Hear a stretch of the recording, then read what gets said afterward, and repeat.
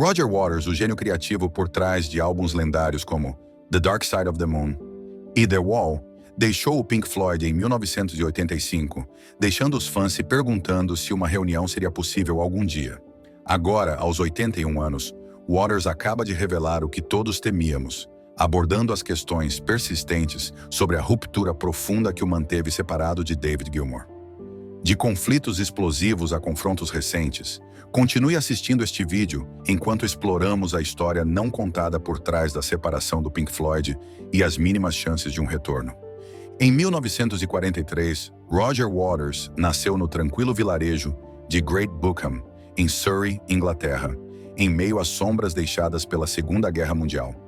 Tragicamente, seu pai, um soldado britânico, morreu em combate quando Waters tinha apenas alguns meses de vida, uma perda que ressoaria ao longo de sua vida e mais tarde em sua música. Criado por sua mãe protetora e politicamente progressista, Mary, o jovem Waters cresceu cercado por valores de pacifismo e justiça social, temas que influenciariam profundamente seu futuro trabalho com o Pink Floyd. Após a guerra, Mary se mudou com Roger e seu irmão mais velho para Cambridge, imergindo-os em uma comunidade cheia de energia intelectual. Roger frequentou a Cambridge County High School for Boys, onde enfrentou o rígido sistema educacional britânico, um sistema que ele criticaria de forma icônica em Another Brick in the Wall, Part 2, do álbum The Wall. Embora tivesse dificuldades acadêmicas, Cambridge foi essencial para seu desenvolvimento artístico, pois o introduziu a amizades duradouras e futuros colegas de banda, especialmente seu colega de classe, Roger Sid Barrett. Em 1962, após um breve período estudando engenharia mecânica na Universidade de Manchester, Waters deixou a faculdade para viajar pela Europa e Oriente Médio. Ao retornar ao Reino Unido, começou a trabalhar em uma firma de arquitetura e depois ingressou no Regent Street Polytechnic, onde conheceu o futuro baterista do Pink Floyd, Nick Mason. Waters demonstrava interesse por música desde muito jovem. Aos 14 anos, sua mãe notou seu amor pela música e lhe deu um violão. Embora inicialmente mostrasse pouco interesse em tocá-lo, logo isso se tornaria uma característica definidora de sua vida. No entanto, sua verdadeira trajetória musical começou quando conheceu Nick Mason. Os dois se tornaram grandes amigos e começaram a tocar juntos na banda Sigma Six, ao lado do tecladista Richard Wright. Eles passaram por vários nomes de banda, incluindo The Lodgers e The T-Set, até finalmente recrutarem Barrett em 1964. Juntos mergulharam na cena psicodélica e de blues de Londres, evoluindo seu som com letras surreais inspiradas em rimas infantis de Barrett. Embora a saída do guitarrista Bob Close os deixasse sem seu músico mais habilidoso, o estilo excêntrico de Barrett e o ímpeto incansável da banda por experimentar definiriam o som único e inovador que faria do Pink Floyd uma lenda. De 1965 a 1968, o Pink Floyd cativou o público com seu estilo único. Com Sid Barrett no comando criativo, lançaram The Piper at the Gates of Dawn, um álbum de estreia que rapidamente se tornou um clássico, com as composições excêntricas e o estilo eclético de Barrett, moldando sua identidade.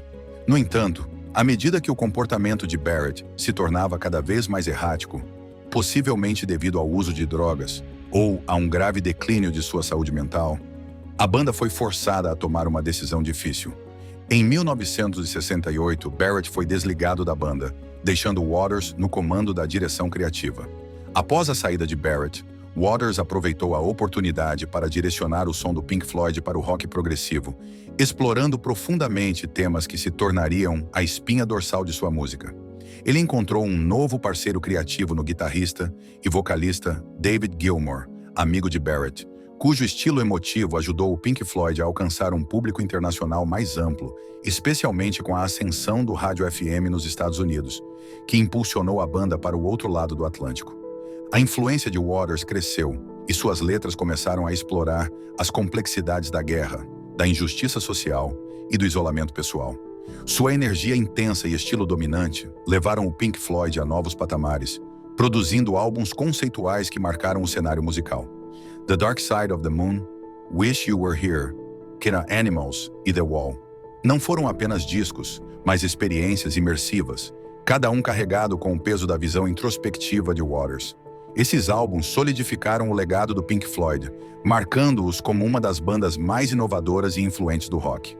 À medida que o Pink Floyd alcançava mais fama, as tensões internas também aumentavam, principalmente devido ao crescente controle de Waters sobre a direção da banda.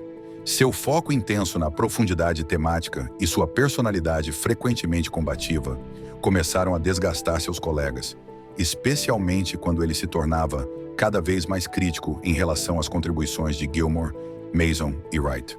As tentativas da banda de replicar o sucesso avassalador de The Dark Side of the Moon tornaram-se uma luta constante contra a visão criativa rigorosa de Waters, resultando em frustração e até resistência por parte dos outros membros. Quando começaram a trabalhar em The Wall, o Pink Floyd mal era reconhecido como uma banda coletiva. Em grande parte, havia se tornado um projeto pessoal de Waters. Gilmour contribuiu ocasionalmente, notavelmente em Run Like Hell e na icônica Comfortably Numb, enquanto o papel de Wright foi reduzido ao de um músico contratado para as turnês. Com The Final Cut, o último álbum do Pink Floyd com Waters, a dinâmica da banda se fragmentou ainda mais, deixando pouco espaço para a influência de Gilmour. Em muitos aspectos, esse álbum marcou o fim, com Waters assumindo um papel mais proeminente na direção criativa da banda, provavelmente deixando menos espaço para as contribuições de seus colegas. Em 1970, enquanto ainda fazia parte do Pink Floyd, Waters já havia explorado o trabalho solo com Music from the Body, uma trilha sonora colaborativa com o compositor experimental Ron Gissing, que incluía participações não creditadas de outros membros do Floyd. No entanto, seu verdadeiro caminho solo começou com The Pros and Cons of Hitchhiking, em 1984. Este álbum, que contou com um elenco estelar, incluindo Eric Clapton, Andy Bone e Michael Kamen, além das backing vocals Katie Kissoon e Madeleine Bell, destacou o estilo profundamente introspectivo que Waters havia trazido para a banda anos antes. Originalmente apresentado junto com The Wall como possíveis projetos para o Pink Floyd, a banda escolheu o último, deixando The Pros and Cons of Hitchhiking arquivado até depois de The Final Cut. O álbum, com suas letras fragmentadas e sequências de sonhos surreais, se mostrou desafiador tanto para o público quanto para os críticos, ressaltando o estilo ambicioso, mas divisivo de Waters. A já tensa relação entre Waters e Gilmour explodiu em meados dos anos 1980, quando Gilmour declarou sua intenção de seguir em frente com um novo álbum do Pink Floyd sem Waters. Essa decisão alimentou a determinação de Waters de deixar oficialmente a banda em 1985, mas não marcou o fim de seu amargo conflito. Imediatamente após sua saída, Waters iniciou uma batalha legal com Gilmour e Nick Mason, invocando uma cláusula de membro que sai perante a EMI e a CBS, argumentando que o Pink Floyd deveria ser dissolvido, pois ele o considerava uma força criativa esgotada. Em outubro de 1986, Waters buscou a dissolução legal da banda através da alta corte, enquanto Gilmour e Mason argumentaram que o Pink Floyd ainda tinha futuro. Em 1987, Waters chegou a um acordo, afastando-se do legado do Pink Floyd sob pressão financeira, e ao perceber que, comercialmente, o nome Pink Floyd era valioso demais para ser dissolvido. Refletindo em uma entrevista de 2013 para a BBC, Waters admitiu que cometeu um erro. "Claro, eu estava errado. Uma das poucas vezes em que a profissão jurídica me ensinou algo", explicou, aludindo a como os advogados o fizeram entender o valor comercial do nome. "Você não pode simplesmente dizer que acabou." Embora essa admissão tenha sido sincera, marcou o início do florescente caminho solo de Waters. Impulsionado pela separação do Pink Floyd, Waters canalizou sua energia para uma prolífica carreira solo, mantendo-se fiel à sua paixão por comentários políticos e sociais. Em 1987, lançou Radio KAOS, um álbum conceitual que narrava essa história de um menino telepático no contexto de uma guerra nuclear. Embora os temas do álbum fossem ousados, a falta de singles de destaque deixou fãs e críticos com uma resposta morna. Ainda assim, Waters continuou inovando, combinando gravações ao vivo e de estúdio para realçar seus temas.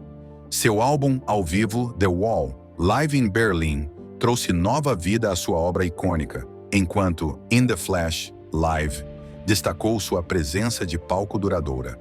Depois veio Amused to Death, um álbum de estúdio que refletia seus pensamentos mais sombrios sobre extremismo religioso, política global e comentários culturais, tudo filtrado pela lente de um gorila assistindo televisão. Com o trabalho distinto na guitarra de Jeff Beck, o álbum sublinhou o compromisso de Waters com uma arte que desafiava limites, mostrando que, mesmo sem o Pink Floyd, ele permanecia uma voz poderosa no rock e no ativismo social. Ironicamente, algumas das melhores críticas de Roger Waters não vieram de seus álbuns de rock solo, mas de Saíra, sua composição operística inspirada na Revolução Francesa. Com letras de Etienne Roda Gil e as poderosas vozes de Bryn Terfel, a ópera buscava um drama elevado.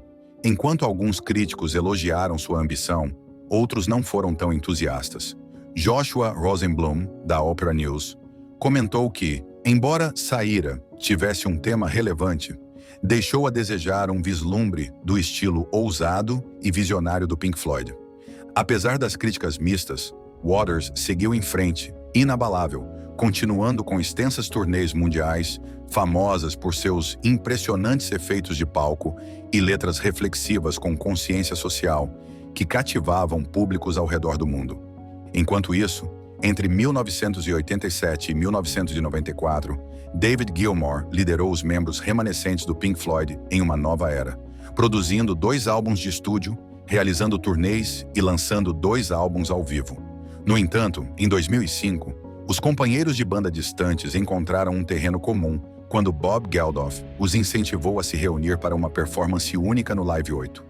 Por aquela breve noite, as tensões se dissolveram e eles recuperaram a energia que uma vez definiu a magia do Pink Floyd nos anos 70. Fãs e críticos aclamaram como um retorno triunfante. A reunião gerou grande entusiasmo e os promotores ofereceram à banda a impressionante quantia de $150 milhões para fazer uma turnê pelos Estados Unidos após o show no Hyde Park.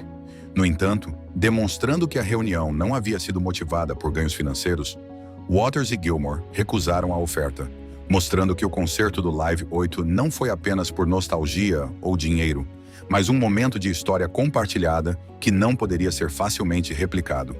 A reunião no Hyde Park foi um feito extraordinário, mostrando Waters e Gilmour deixando de lado décadas de tensões em nome da caridade e dos fãs. No entanto, aqueles que esperavam que esse raro momento de harmonia encerrasse as longas disputas entre eles, logo se decepcionaram. Sua rivalidade profissional, moldada por diferenças criativas e confrontos não resolvidos, continuou fervendo sob a superfície, com nenhum dos dois cedendo em suas posturas firmes. Apesar de sua personalidade frequentemente polarizadora, Roger Waters foi a força motriz por trás de alguns dos álbuns conceituais mais inesquecíveis do rock. Seus temas complexos e profundos deram forma a obras como The Dark Side of the Moon e The Wall, deixando um legado que transcende ambições individuais e captura o Pink Floyd no auge de seu poder colaborativo. Embora os trabalhos solo de cada membro tenham oferecido ideias únicas, nenhum realmente eclipsou o gênio coletivo que alcançaram juntos durante seus anos de maior esplendor. Por mais de 40 anos, metade de sua vida, Waters tornou-se tão conhecido por seu ativismo quanto por sua música. Sua postura franca sobre questões globais, desde críticas a guerras como as do Vietnã e do Iraque, até opiniões sobre conflitos internacionais, particularmente relacionados às Nações Unidas, Rússia, Ucrânia e Israel, o mantiveram em evidência. Por meio de shows, entrevistas e uma presença constante nas redes sociais, Waters continua sendo um crítico fervoroso dos abusos contra os direitos humanos e da degradação ambiental. Embora às vezes controverso, seu ativismo político reflete uma dedicação inabalável à justiça social e uma busca incansável pela paz, consolidando-se como parte essencial de seu legado duradouro. A influência de Roger Waters é profunda, entrelaçando-se tanto no mundo da música quanto na consciência social. Como pioneiro do rock progressivo, suas composições inovadoras e explorações líricas deixaram uma marca indelével em inúmeros músicos e ouvintes ao redor do mundo. Sua arte não se limita apenas à música, mas também ao seu compromisso corajoso de falar sobre questões críticas, frequentemente desafiando o status quo e lutando contra a injustiça. As posturas controversas de Waters sobre temas que vão da guerra aos direitos humanos podem dividir opiniões, mas sua voz permanece inconfundivelmente poderosa, instando as pessoas a questionarem a autoridade.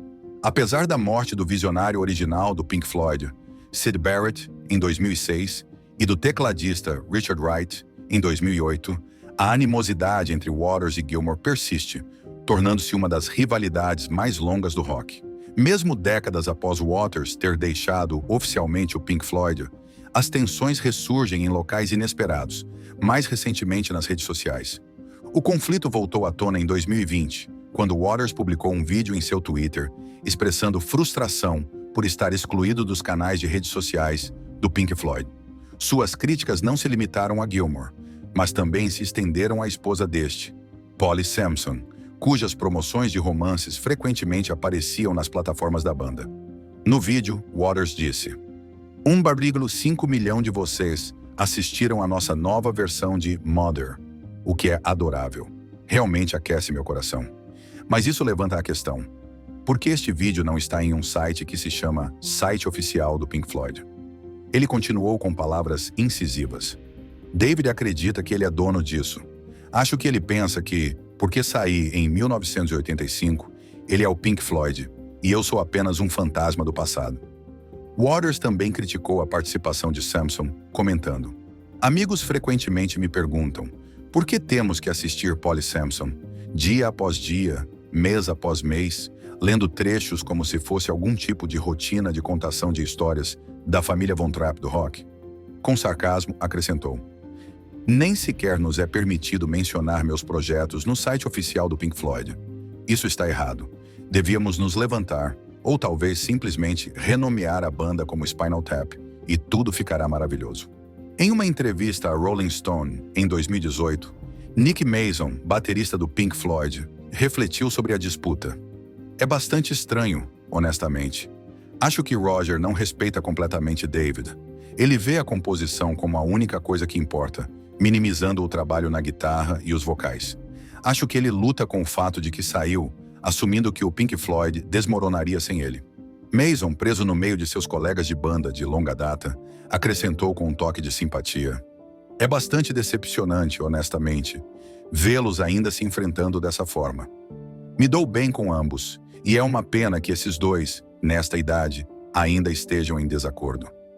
Por sua vez, Gilmour geralmente evita se envolver diretamente nas provocações de Waters. No entanto, em uma entrevista a Rolling Stone, em 2014, ele deu declarações contundentes. Por que alguém pensaria que o que fazemos agora tem algo a ver com ele? É algo que não entendo. Roger sempre quis controle e sempre conduziu sua carreira como um comandante solitário. Ele acrescentou: a ideia de que ele se juntaria a algo democrático simplesmente não era possível. Além disso, eu tinha 30 anos quando Roger saiu. Agora tenho 68. Isso foi a mais da metade da minha vida. Não temos mais muito em comum.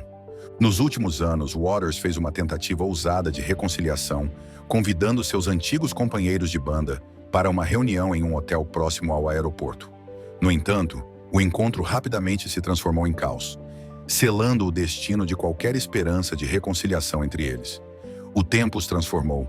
Já não são as pessoas que colaboraram como inovadores musicais. Seus caminhos divergiram, embora o desejo de reviver sua amizade persista no coração dos fãs. Apesar de sua relação contenciosa, os seguidores do Pink Floyd continuam sonhando com uma reunião entre essas figuras icônicas. Mesmo em 2022, seu conflito ressurgiu, mostrando que as chamas da discórdia ainda ardem com força. Após o adiamento do relançamento do álbum Animals, de 1977, Waters usou as redes sociais para fazer uma declaração incisiva. Gilmour vetou o lançamento do álbum, a menos que essas notas de rodapé fossem removidas. Isso é apenas mais um movimento na campanha da equipe Gilmour-Samson para reivindicar mais crédito do que Dave merece por suas contribuições ao Pink Floyd de 1967 a 1985. Waters acrescentou: sim, ele é um guitarrista e cantor fantástico, mas nos últimos 35 anos, contou muitas histórias exageradas sobre quem realmente fez o quê no Pink Floyd enquanto eu estava no comando. Antes desses comentários, Gilmour falou com a Rolling Stone sobre o álbum, afirmando: Uma belíssima remixagem de Animals foi concluída, mas houve uma tentativa de incluir notas no encarte que não aprovei. Alguém está sendo teimoso impedindo o lançamento. Claramente aludindo a Waters, Gilmour acrescentou com um toque de sarcasmo. Ele está um pouco irritado. Você sabe como ele é, pobre garoto. Quando perguntado sobre a possibilidade de uma reunião, Gilmour respondeu de forma categórica. É bastante improvável, receio. Recentemente, a rivalidade entre Waters e Gilmour tomou um rumo dramático, passando de desavenças pessoais para questões de geopolítica. Na primavera de 2022, Gilmour e o baterista Nick Mason reviveram o nome Pink Floyd com um emocionante single intitulado Hey, Hey, Rise Up. Essa colaboração, que contou com o cantor e reservista militar Andriy Klivniuk, foi um ato de protesto contra a invasão russa da Ucrânia. No entanto, Waters menosprezou o esforço em uma entrevista de 2023 ao jornal alemão Berliner Zeitung, chamando a música de conteúdo vazio e patrioteiro. Em fevereiro de 2023, Waters inflamou ainda mais as tensões ao anunciar que havia regravado o lendário álbum do Pink Floyd, The Dark Side of the Moon, sem incluir nenhum dos membros originais que contribuíram para sua criação. Em uma entrevista traduzida e compartilhada em seu site, Waters explicou que sua nova versão buscava refletir sobre os significados mais profundos do álbum, esforçando-se para capturar sua essência e alma. A reação foi imediata. Após os comentários de Waters, Polly Sampson, esposa de Gilmour e coautora, utilizou o Twitter em 6 de fevereiro de 2023 para expressar seu desdém. Infelizmente, Roger Waters, você é antissemita até os ossos. Também é um apologista de Putin, um mentiroso, hipócrita, sonegador de impostos, misógino, megalomaníaco invejoso e que usa playback. Basta de suas besteiras. Gilmour rapidamente apoiou suas palavras, tuitando: cada palavra é comprovadamente verdadeira. Alguns críticos, incluindo Gilmour e Sampson, descreveram as ações e declarações de Waters em termos extremamente negativos. No entanto, muitos se perguntam o que poderia ter provocado tamanha explosão de raiva, particularmente em relação à postura de Waters sobre a invasão russa da Ucrânia. Waters tem se manifestado cada vez mais sobre a necessidade de uma solução diplomática para o conflito na Ucrânia. Em 8 de fevereiro de 2023, levou sua mensagem às Nações Unidas, oferecendo um discurso apaixonado que clamava pelo fim de todas as guerras, não apenas a da Ucrânia. Em sua intervenção, Waters enfatizou uma mudança profunda nas prioridades globais, defendendo os mais vulneráveis. Aqueles que têm fome, frio, estão doentes, oprimidos e destroçados pela guerra em todo o mundo. Ele condenou categoricamente a invasão russa da Ucrânia, dizendo: eu a condeno nos termos mais enérgicos possíveis. No entanto, também acrescentou: a invasão russa da Ucrânia não foi provocada, por isso também condeno energicamente os provocadores. Embora Waters e Gilmour tenham repetidamente afirmado que uma reunião é improvável, o desejo de reconciliação persiste entre seus seguidores. Esse desejo, embora talvez ingênuo, reflete a esperança de que possam resolver suas diferenças e dar um encerramento definitivo à história do Pink Floyd. Apesar disso, parece que ambos os músicos estão mais focados em seus próprios caminhos, com Waters trabalhando em seu novo álbum, The Bar, e em suas memórias, e Gilmour centrado em projetos pessoais. Em maio de 2023, Nick Mason, o icônico baterista do Pink Floyd, expressou que estaria aberto à ideia de uma reunião, mas reconheceu a falta de interesse tanto de Waters quanto de Gilmour. Mason aceitou a realidade de que é pouco provável que David Gilmour e Roger Waters voltem a reacender sua amizade após décadas de intensa rivalidade. Refletindo sobre essa disputa duradoura, Mason, agora com 80 anos, compartilhou uma ideia intrigante. E se a inteligência artificial pudesse compor música que imitasse a essência do Pink Floyd, como se Waters nunca tivesse saído? Em uma entrevista ao The Mirror, Mason comentou: seria fascinante ver o que a IA poderia fazer com música nova. Imaginem se pudéssemos criar um cenário em que David e Roger fossem amigos novamente. Poderíamos ser como ABBA no final de tudo. Também acrescentou que lamenta como o conflito contínuo frequentemente ofuscou as incríveis realizações da banda ao longo dos anos. Durante nossos 55 anos de carreira, a maior parte foi absolutamente incrível, lembrou. Tivemos o imenso privilégio de estar em uma banda de sucesso, viajar pelo mundo e nos relacionar com pessoas fascinantes. Era como ter um bilhete dourado para conhecer meus atletas e atores favoritos. Hoje, Mason encontra alegria em manter vivo o espírito dos primeiros dias do Pink Floyd através de sua banda Saucerful of Secrets, que inclui Gary Kemp, do Spandau Ballet. Ele observou que, com o passar do tempo, a história do Pink Floyd ganha um brilho mais positivo, iluminando o legado da banda de forma mais otimista. O nome Pink Floyd, derivado de dois dos músicos da Carolina do Norte favoritos de Syd Barrett, Pink Anderson e Floyd Council, pode parecer peculiar, mas acabou sendo uma origem apropriada para um grupo que criaria música atemporal. Seu icônico álbum, The Dark Side of the Moon, já deteve o título de álbum mais vendido do mundo, com estimativas sugerindo que 1 em cada 12 pessoas possui uma cópia. No entanto, apesar de seu monumental sucesso, Gilmour e Waters estão imersos em uma amarga disputa há quase 40 anos. Waters não evitou o conflito, até refletindo sobre o que poderia ter sido se tivesse seguido um caminho diferente. Poderia ter sido arquiteto, mas não acho que teria sido muito feliz. Quase toda a arquitetura moderna é um jogo tolo do meu ponto de vista, comentou. Para Waters e Gilmour, algumas tensões parecem imunes ao passar do tempo. Uma rivalidade complexa e duradoura que nem mesmo sua história compartilhada consegue resolver. No entanto, para inúmeros fãs do Pink Floyd ao redor do mundo, essa brecha intransponível entre essas duas lendas continua sendo uma fonte profunda de tristeza. Embora ambos os músicos tenham expressado que uma reunião é improvável, a esperança de reconciliação persiste, oferecendo pelo menos a possibilidade de um desfecho para seus leais seguidores. No entanto, parece que tanto Waters quanto Gilmour estão em paz com a direção que suas vidas tomaram. Waters deixou claro que está ocupado com novos projetos, incluindo seu álbum The Bar e a edição de suas memórias, enquanto Gilmour se distanciou de qualquer expectativa de reunião.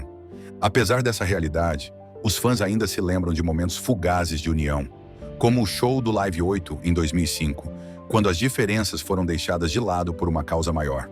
Foi uma rara oportunidade de experimentar a magia do Pink Floyd mais uma vez, mas parece que esses dias ficaram firmemente no passado. Você ainda sonha em vê-los juntos mais uma vez? Compartilhe seus pensamentos nos comentários e não se esqueça de se inscrever para mais atualizações. Até a próxima!